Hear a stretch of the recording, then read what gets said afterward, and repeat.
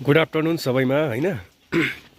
आज हामी चाहिँ हाम्रो होटलको ग्रिन गार्डनमा छौँ है।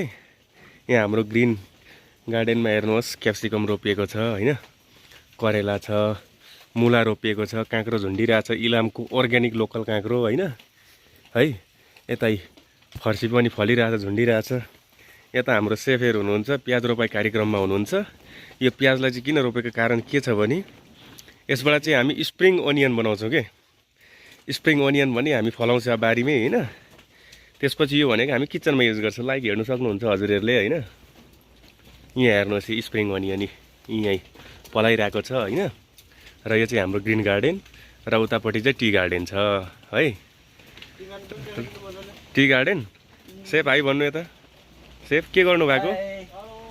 प्याज रोप्नु भएको? ल ल ल हुन्छ, ठिक छ, गुड गुड। अब हामी तीनजना भएर प्याज रोप्दैछौँ। यसलाई हामी एक हप्ताभित्रमा स्प्रिङ अनियन बनाएर हामी त्यहाँदेखि कहाँ युज गर्छौँ? खानामा। ल धन्यवाद है, thank you, have a good day.